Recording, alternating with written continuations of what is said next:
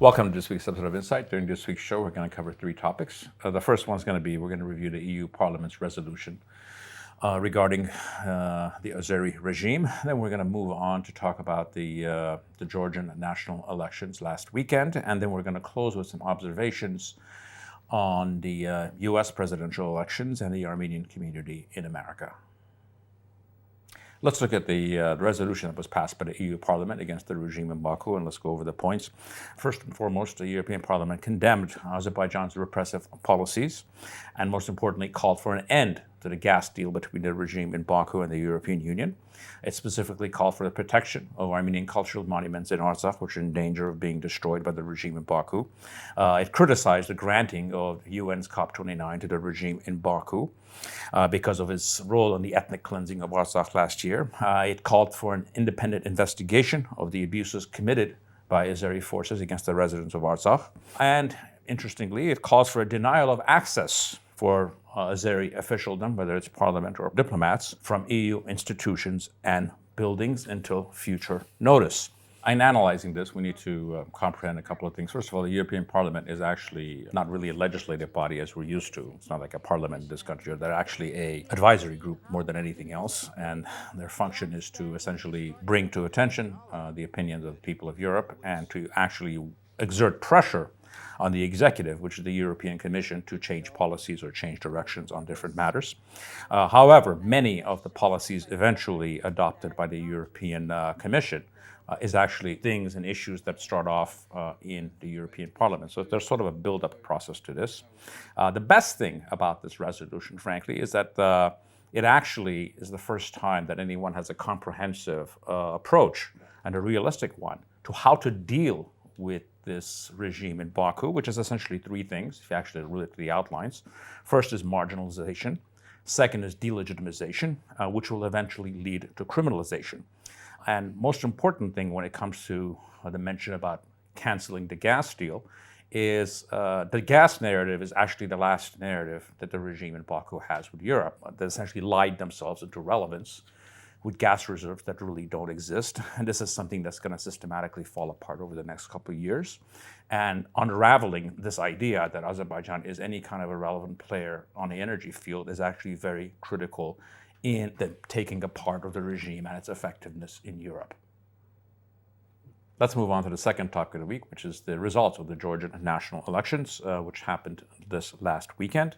The official results that were released by the Central Election Commission had the Georgia Dream Party, which is the dominant party controlled by the one oligarch in Georgia, at 54%, and it had the four opposition parties who all made the parliament because they passed the 5% threshold at somewhere around 40%. When you step back and look at most of the exit polls done by legitimate sources, they actually had the Georgian Dream Party at about 40 to 42%, and the opposition parties actually winning the election. Opposition parties do not accept these results and have not accepted these results and are complaining of fraud, which there's many examples of.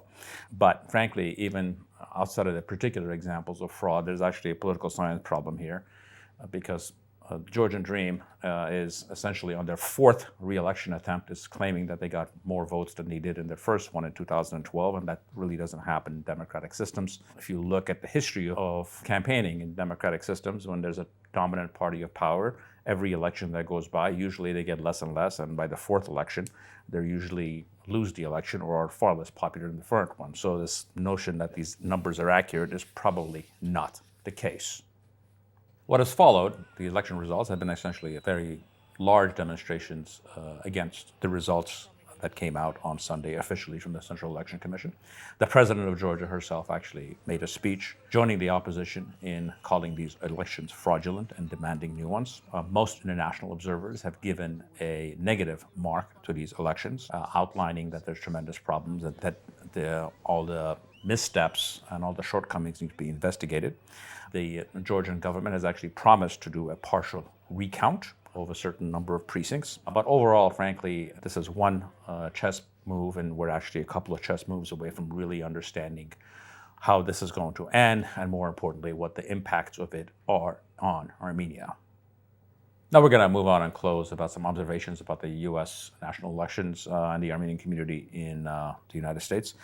Both campaigns, the campaign of President Trump and Vice President Harris, have actually made statements or put out tweets outlining their support for Armenia and actually seeking Armenian votes. So we'll go over each of them. Vice President Harris' statement talked about that she will work on deepening U.S.-Armenian relations, talked about the need to establish peace between Armenia and Azerbaijan, and discussed the right of return of the people of Artsakh to Artsakh after the ethnic cleansing of last year. On the statement that former President Donald Trump made, which actually came in a tweet, which is standard for him, he attacked the Biden administration for allowing the ethnic cleansing of Artsakh last year, and essentially specifically talked about their neglect in protecting vulnerable Christians around the world, which is obviously something that's important to his constituencies.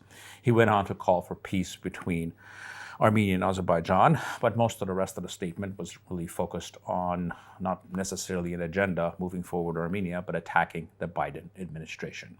What's notable here is that neither of them really called out the regime in Baku for its criminality. They said generally pro-Armenian things without criticizing the regime in Baku or actually going after them in a significant way.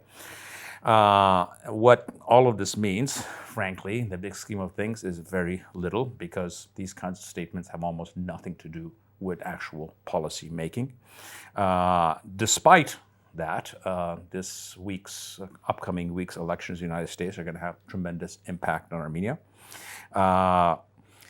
When you look at it, the Kamala Harris herself or her campaign, if you likely the administration to come a few wins, cannot in any way really be described as pro-Armenia.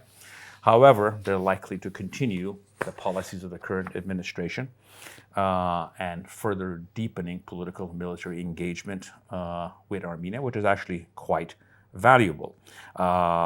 There's absolutely no reason to believe that a second Trump administration in any way is going to be necessarily anti-Armenian. But what we know for sure is it will definitely be less critical of the regime in Baku and their patrons in Moscow.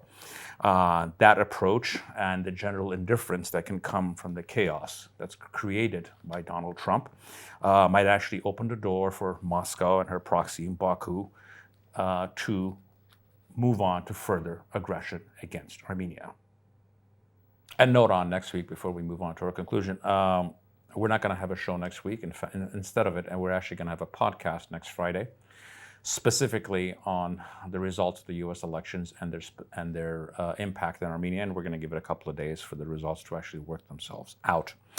In conclusion, we wanted to bring up the topic of what happened with Ruben Vartanian in Baku this week. The regime in Baku, again, extended the pre-trial illegal detention of Ruben Vartanian. If you want to understand the full absurdity of this, here's a regime that the legal system really doesn't exist. It's essentially one person that makes all the decisions, and the judges and prosecutors and defense attorneys are all irrelevant. For over a year, even in this fictitious judicial system, they cannot come up with a single legal charge against Mr. Vartanian, because frankly, the only thing that he's actually guilty of is being Armenian.